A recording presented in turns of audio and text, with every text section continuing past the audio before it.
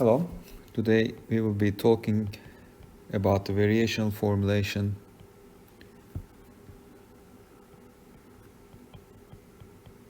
of a truss element.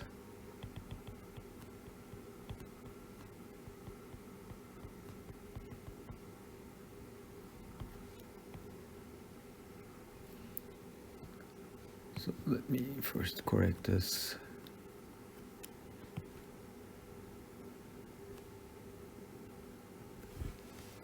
Okay, now let's consider a truss element. Okay, by definition, a truss element is an element that can undergo only axial deformation.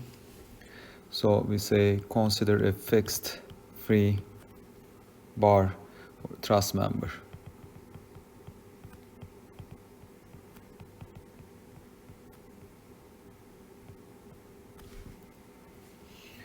So it's under certain body forces. Let's call them F body X. And at certain location, this is our coordinate system. Let's say that that distance is X. It undergoes certain displacement, and that displacement be equal to U of X. Okay, so we can say that for this bar member,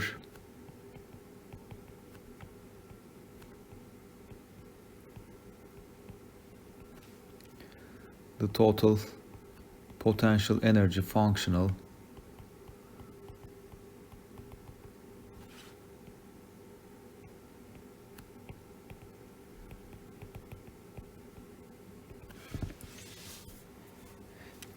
can be described as follows. Pi is equal to internal strain energy minus the external work done by the external forces. So the internal strain energy for axial deformation is equal to, from 0 to L, 1 over 2 EA del U over del X squared dx, and the work done by the external force is equal to integral from 0 to L displacement multiplied by the body force integrated over the length of the element. Okay, now we have the total potential energy functional.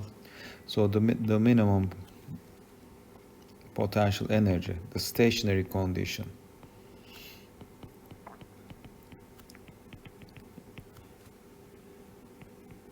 if I just write it down, I'm just taking the first variation of the total potential energy functional. The variation in the total potential energy is equal to variation in the internal force minus variation in the work done by the external forces, and that should be equal to 0. So in that case, I can write the following equality. The variation in the internal strain energy must be equal to the variation in the work done by the external forces. So let's call this one equation star. So what this equation is telling us is that, so equation star indicates the virtual work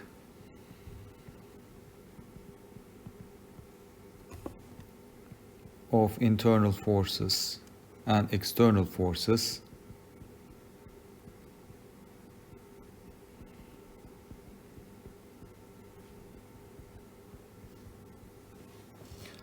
on admissible.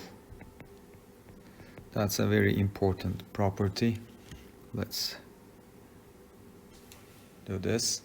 Admissible displacement variation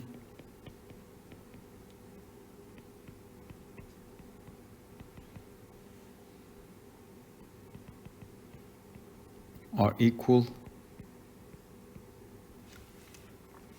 if the element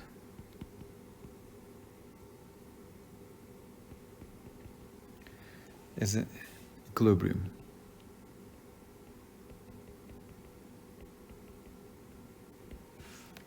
Okay, so we said that this is an important property. It should be admissible.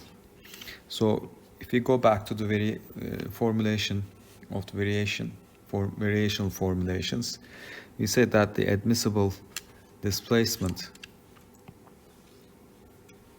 should be continuous, right? And it has to satisfy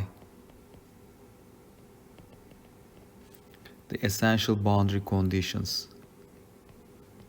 So these are the two important rules.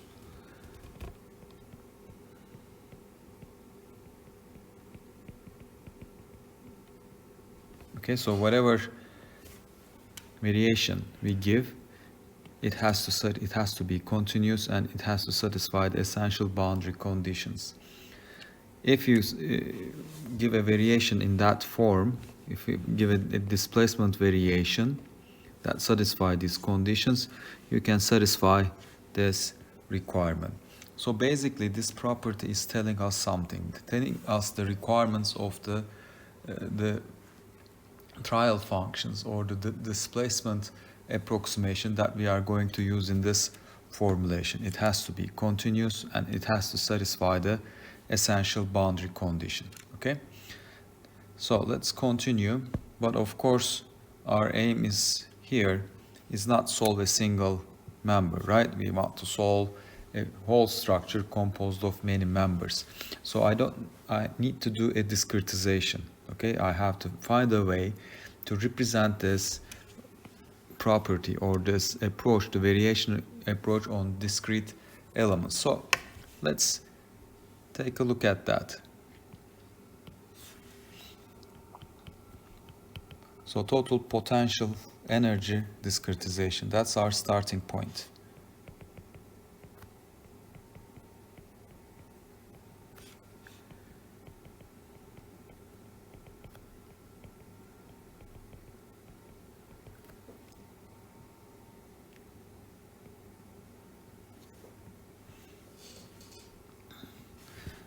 So first, let's assume that the truss element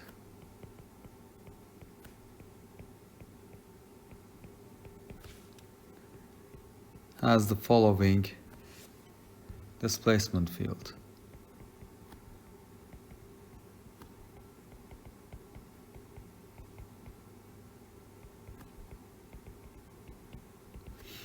So let me draw the truss element one more time. So that's our truss element. That's x, and this is our u of x. And if I plot u versus x, that's our u, and let's say that it has a change in displacement as follows. So this is for a single element, and that's our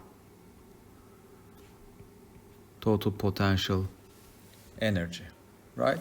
Now, as a second case, what I'm going to do is I'm going to divide this truss member into 4 elements.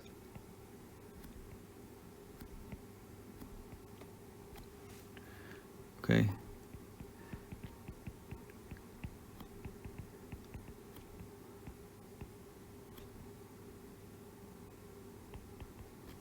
All right, so the displacement field will look like this. Let's say that that's our first element. That's its displacement. Second element, that would be its displacement.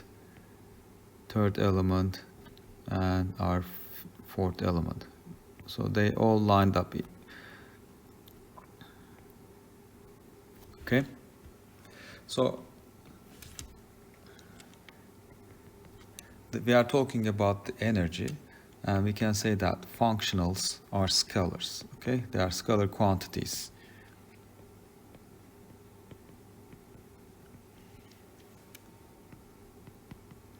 Thus, we can decompose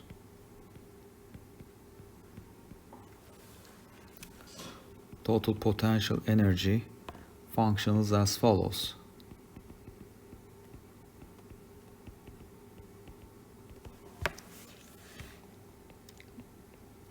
So the total potential energy of a single element can be decomposed into the total potential energy of the first element plus the total potential energy of the second element, and so on. You can have as many elements as you want. Okay. Now, if we consider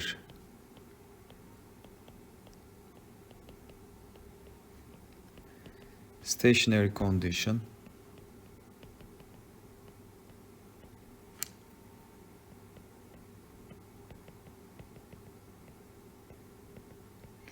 for equation 1, means that I can take the first variation of the total potential energy functional, which is equal to variation in the energy of the first element plus variation in the energy of the second element, and so on.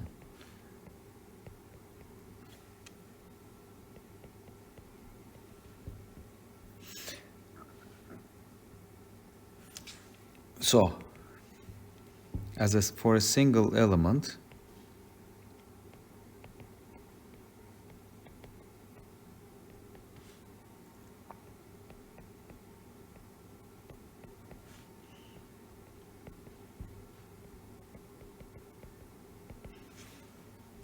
the variation of the total potential energy of a single element should be equal to the variation of its internal strain energy minus the variation, the work done by the external forces, and this must be equal to 0. So what we find out here, we can divide this element into many elements as we want. At the end of the day, each element must be in equilibrium in order to satisfy this condition. Right? So with this discretization, I can write the same equation for a single member. All right? So let's continue. Let's take a look at the single element now. So truss element discretization.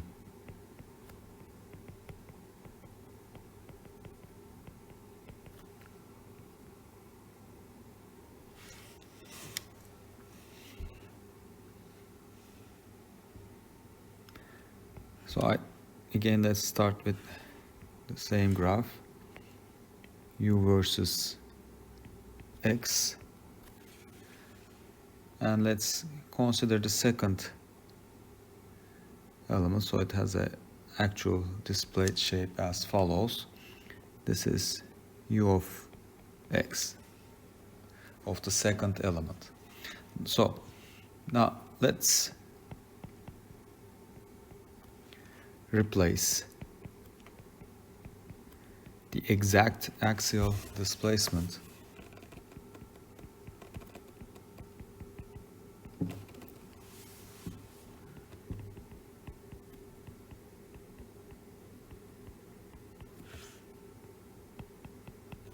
U of X of the truss member or of the truss element with an approximate one.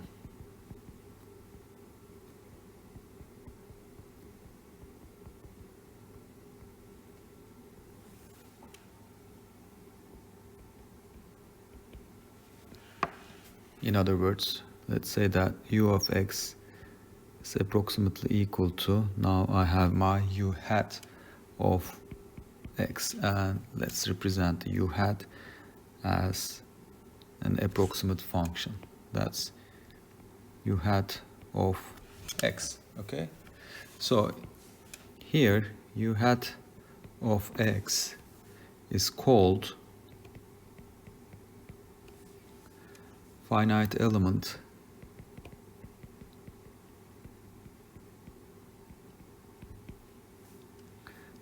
trial function.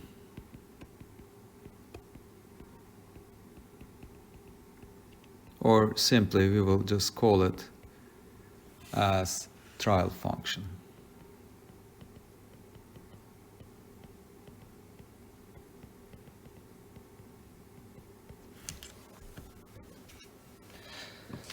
So the variational formulation will tell us the properties of that trial function. Okay, so let's take a look at that. In order to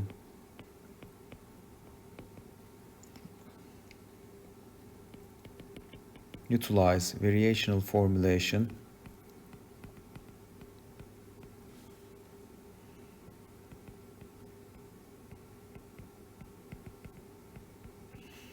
u hat of x must be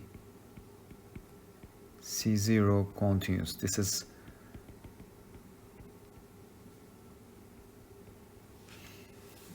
so we will describe what C0 continuity requirement is. So C0 continuity tells us that should be continuous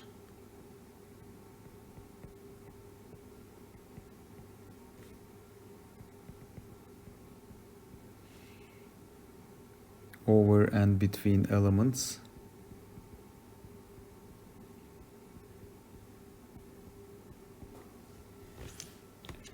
and it must be one-time differentiable.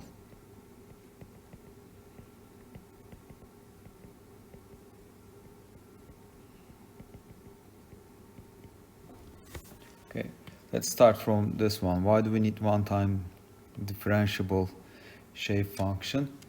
The reason is, let's go back to the total potential energy. So here we have the first derivative of that displacement field. So the trial function that we have to choose must be one-time differentiable. Okay, so that's the continuous requirement of that admissible displacement. And the second requirement is to satisfy the essential boundary conditions. So here we say that trial function must be continuous over and between the elements. Let's put an and here. Okay, so in order this to be continuous between the elements, whatever the shape function that I choose, let's also draw the first element here. Okay, so if I choose a u hat in a similar manner for the first member, if it satisfies the essential boundary conditions at the ends of the member, you will see a continuous displacement between the elements also. Okay, so that's the requirement, must be continuous over and between the elements, and it has to be one-time differentiable. Now we know the properties of the trial function. Okay, whatever we choose, it has to obey these rules. If it obeys these rules, we know that at the end of the day we can satisfy the equilibrium conditions. So let's do the formulation now. Let's first define our truss element.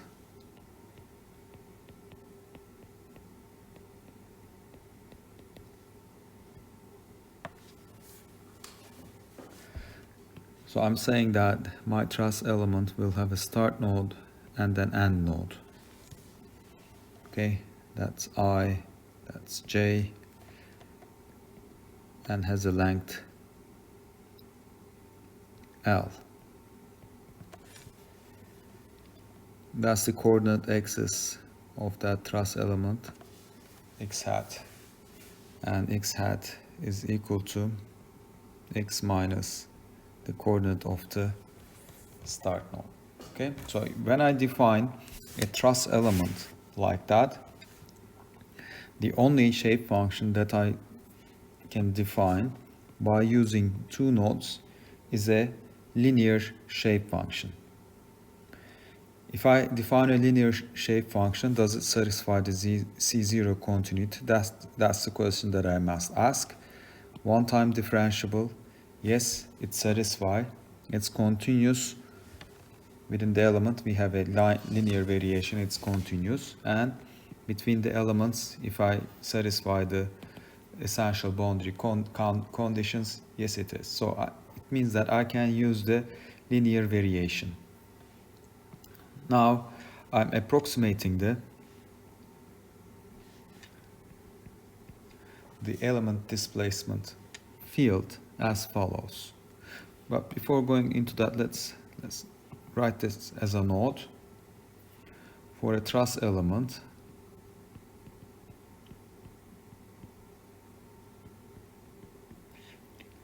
with two nodes,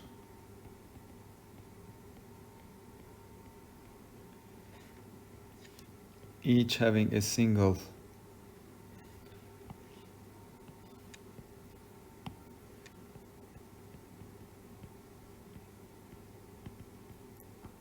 degrees of freedom, right? The degrees of freedoms at each node is I have ui here and uj.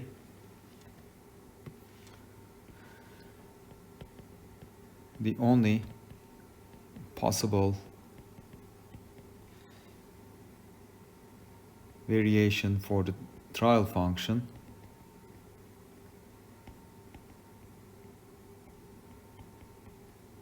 is linear. Okay, now let's define a linear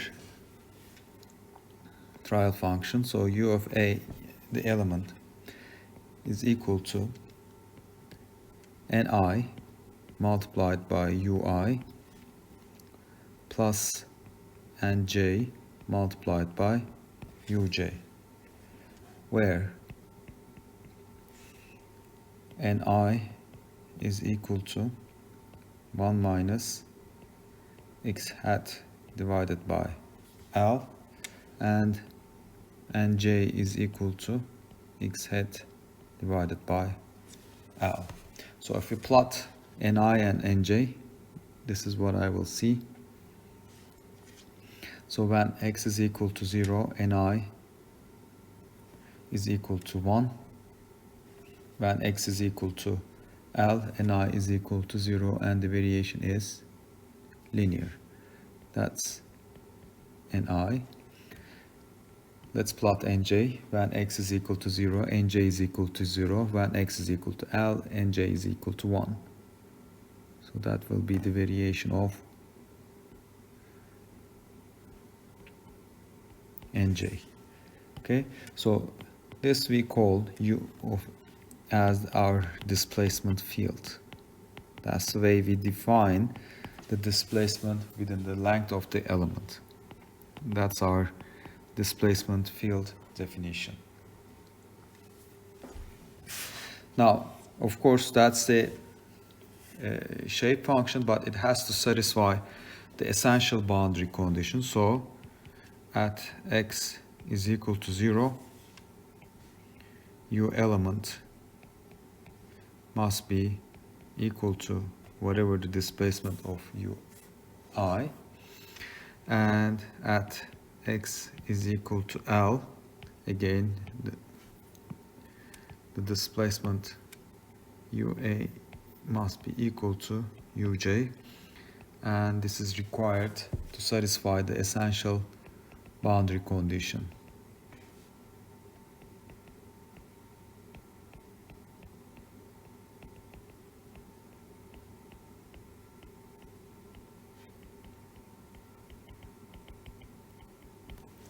So with this shape function, we made sure that it will satisfy the stationary condition. Now, instead of using the shape functions or the displacement in the coordinates, we usually use the shape function in natural coordinate system because it's easier to integrate. So let me rewrite them into natural coordinates.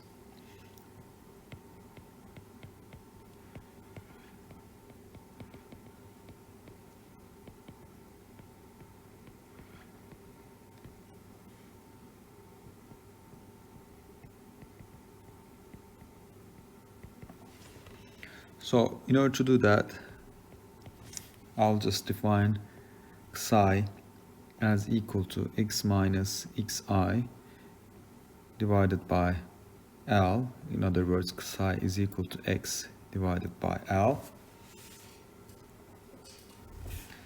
When I do that definition, Ni will be equal to 1 minus psi, and Nj is equal to psi itself, and psi changes between 0 and 1.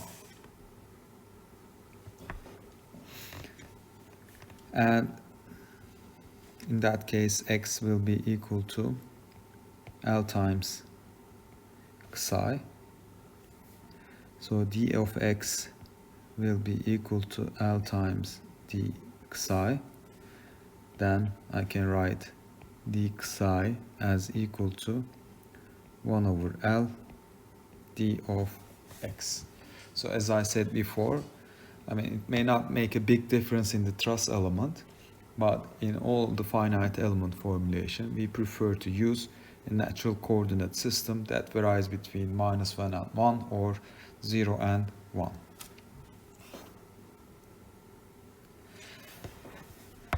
Now, I want to write my displacement field in matrix form.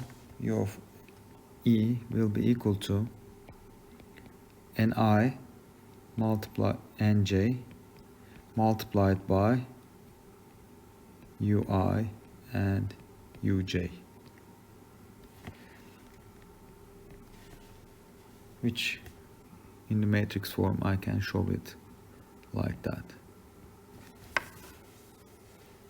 Now in this equation, that's a continuous displacement, and this continuous displacement is defined by two discrete displacement values at the nodes and an interpolation, a shape function.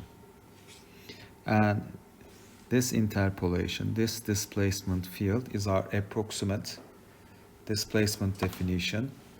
It is continuous, and it also satisfies the essential boundary conditions.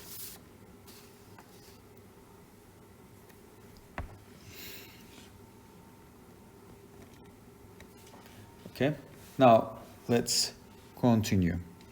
So what I'm going to do is, if we go back to the first equation,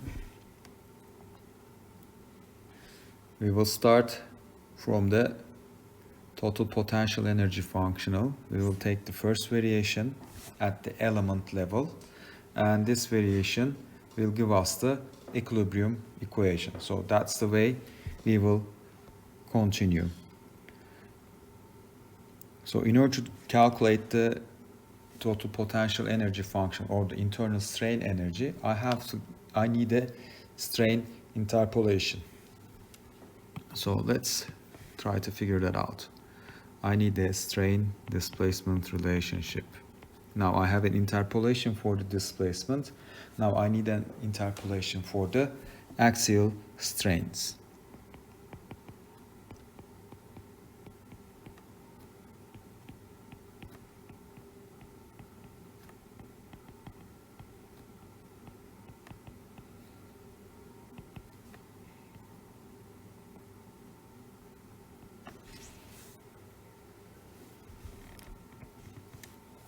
So the axial strain is equal to axial displacement, the first derivative of the axial displacement. And I will take the first derivative of U, element U, or continuous U here. So these are discrete variables, so I have the functions here. So I can just directly write this is equal to dni over dx dnj over dx. That's ui and uj. Okay?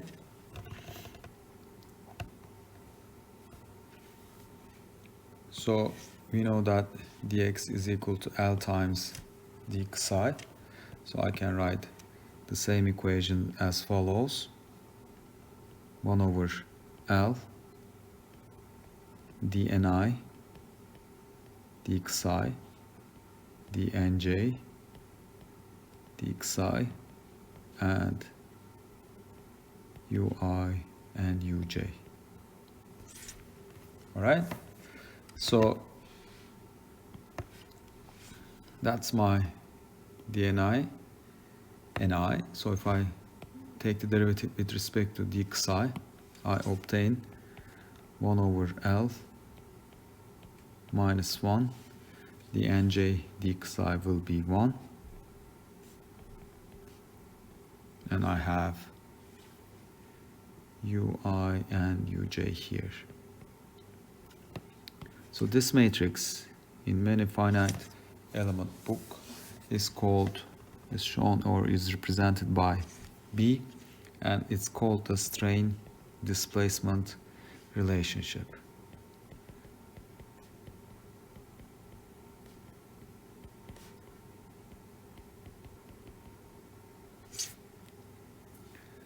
So with this matrix, I can actually determine the strains by multiplying B with the nodal displacements. Okay, so that's our strain displacement relationship. Let me erase this I. This is because we just show it in the vector form. Okay, now let's try to figure out the element stiffness matrix and consistent force vector.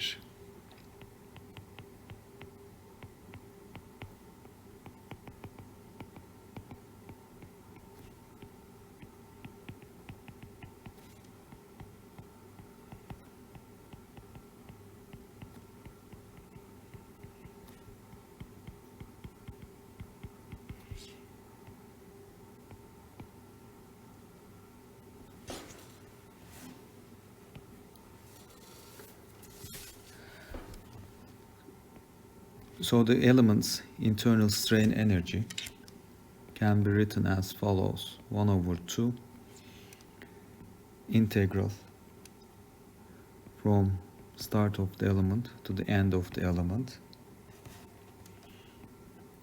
del u over del x EA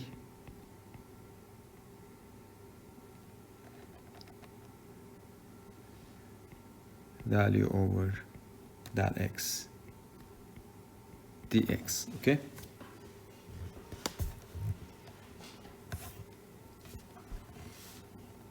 now we know that del u over del x will be our strain matrix, strain vector, and that will be equal to B times U, and this one again strain, that's also equal to B times U. So if I write this equation by using the matrices that I have here, they will be equal to, this is integrated from xi to xj. I have U transpose multiplied by B transpose. I'm taking the transpose of this expression because I'm converting this equation into matrix form. Multiplied by EA multiplied by B times U, and this will be integrated over the length of the member. Now that's our internal strain energy expression represented in terms of our trial functions. Now let's do the same thing for the external work.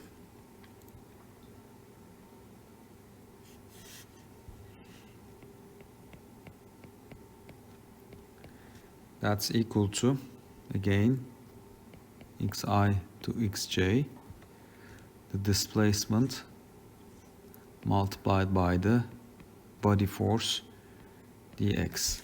So if I write it in matrix form, then that will be equal to, from xi to xj, the magnitude of the body force multiplied by the n transpose times u transpose.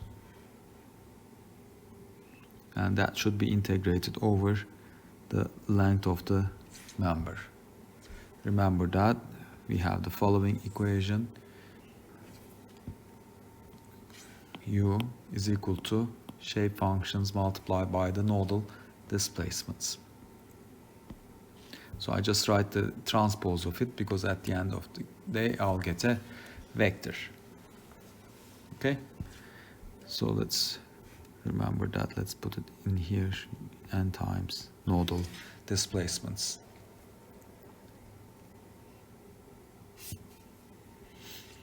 So again, let's write the total potential energy functional. P is equal to U element minus W element, internal strain energy minus the external work. Now the stationary condition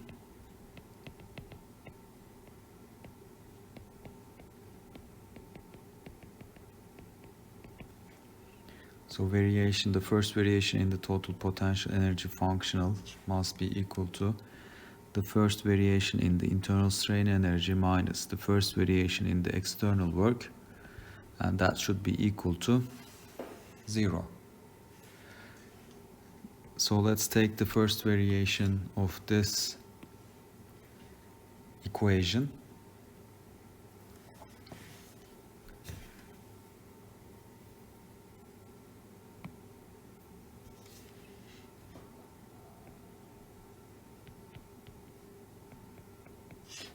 Xi and xj. I have B transpose EA B, then I have the U and the variation in U transpose dx minus, let's do the same thing for the external work, from xi to xj,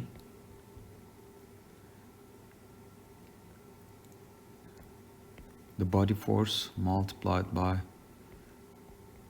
the transpose of the shape functions and the variation in the displacements.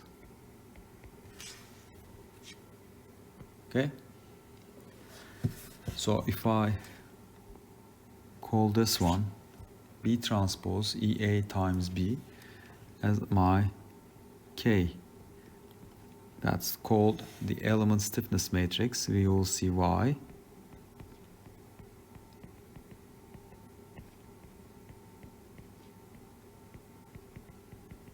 Basically, K element is equal to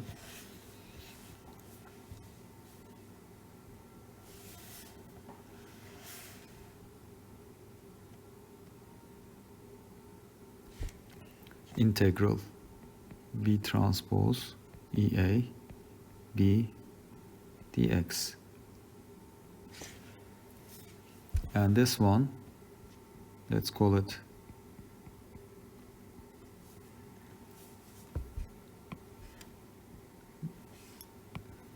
FC. That's the, let's use this lowercase. Consistent load vector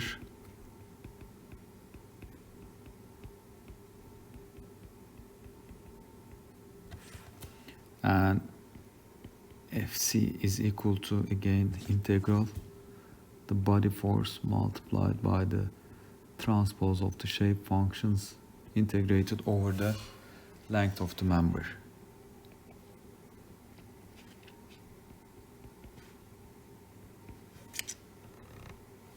So in that case, the this equation star will have the following form.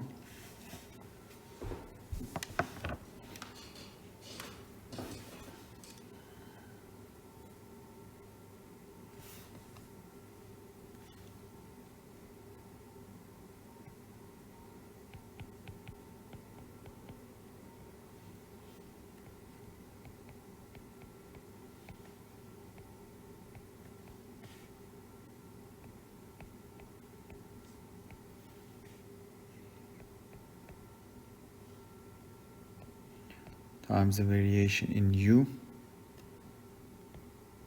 times dx, and we say that since this variation can be arbitrary, we can write the following: 0 is equal to the element stiffness matrix multiplied by U minus the consistent load vector.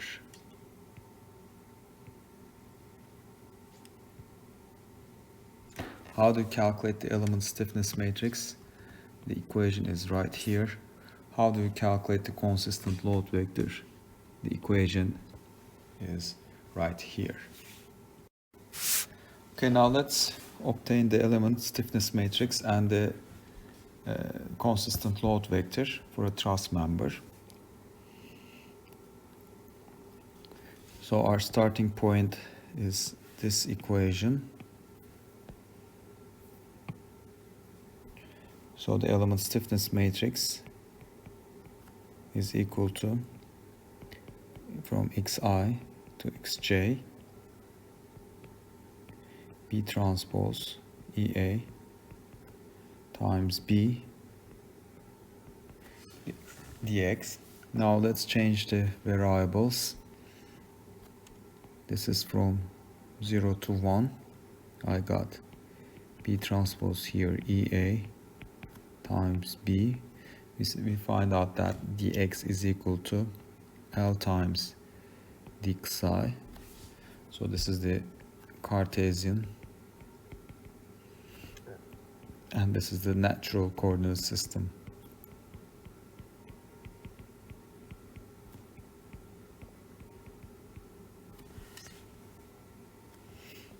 So let's put what the B matrices in that integral from 0 to 1. EA, the B transpose is 1 over L minus 1 and 1. B is equal to minus 1 and 1 multiplied by 1 over L times L times d psi. So these L's will cancel each other. When you do the matrix multiplication, we have the following: EA 1 minus 1 minus 1 and 1 from 0 to 1, 1 over L d psi will give me the element stiffness matrix for this truss element as equal to EA over L 1 minus 1 minus 1 and 1. And let's take a look at the load vector. So this is the stiffness matrix.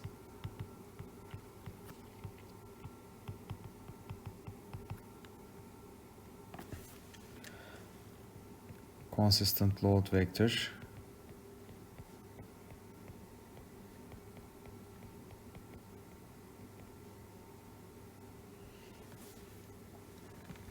We said that FC element is equal to xi to xj and transpose F body dx. So let's do the change of variables. That's equal to, from 0 to 1, the body force, the shape functions are 1 minus xi and xi, L times d psi, and when you evaluate that, we obtain the consistent load vector as equal to the body force multiplied by length multiplied by 1 over 2 and 1 over 2.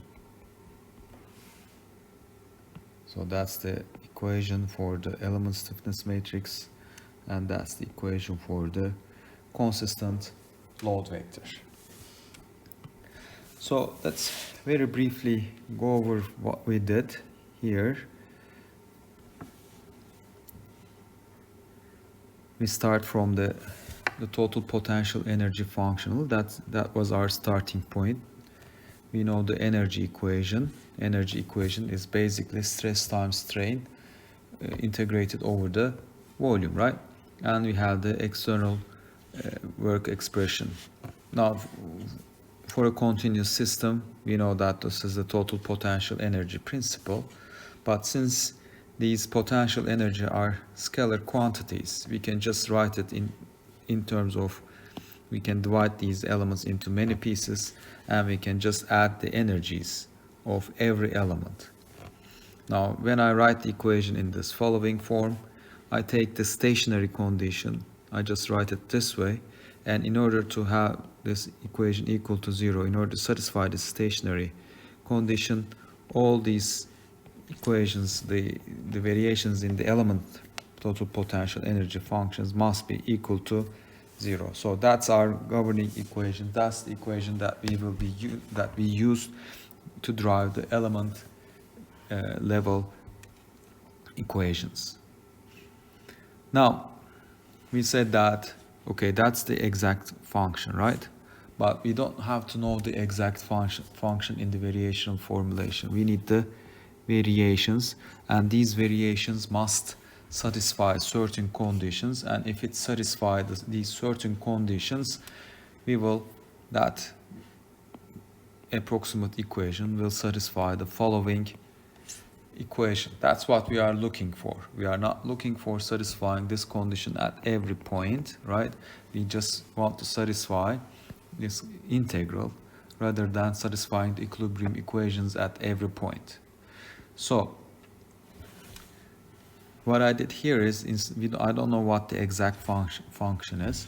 I just replace it with a trial function, with an interpolation function. Actually, we call it the shape function. Now, there are some certain rules. We said that it has to be C0 continuity because the strain definition in the energy equation requires the first order derivative of that displacement function. So it has to be one-time differentiable, and it has to be continuous over and between the elements. That's actually the definition of an admissible displacement field. So having these clues in our hand, I start to drive a truss element. Now here I define a truss element definition. I define my truss element with 2 nodes only. I mean, if you want, you can define it by put a middle node and have a 3-node truss member. That's also possible, but here I used only 2 nodes, and since I have 2 nodes and I got single degrees of freedom, single variable at every node, the only possible shape function is a linear shape function. So I just defined it here, and the linear shape functions satisfy the C0 continuity requirement. So that function should work. So we did the definitions. We defined the shape function with these 2 linear interpolation functions, and we made sure that at the boundaries, this interpolation will give me the essential boundary conditions. So with this definition, my displacement field definition is as follows: shape functions multiplied by the nodal displacements at the nodes. But of course, in order to calculate the strain displacement relationship, the total potential energy function, I need the strains. So that's the strain displacement relationship. So in every displacement based element formulation, we start with the displacement interpolation. From the displacement interpolation, we go to the strain interpolation, and that relationship, this matrix, is usually represented with B.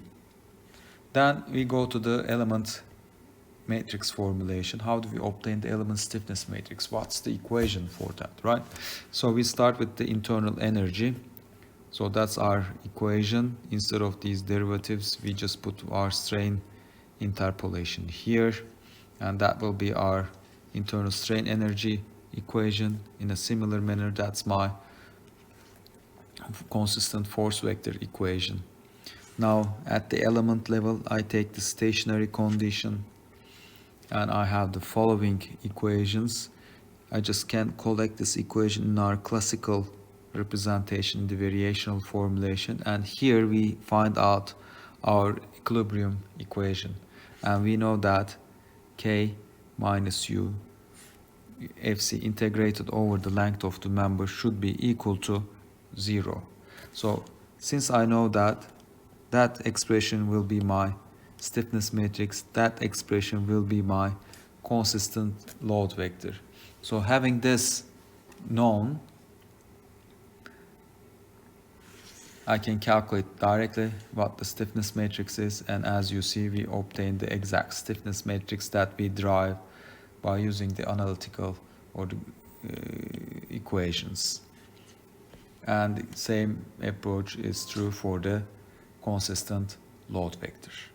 So basically this tells me that a load, a truss element defined between two nodes, will undergo linear deformation.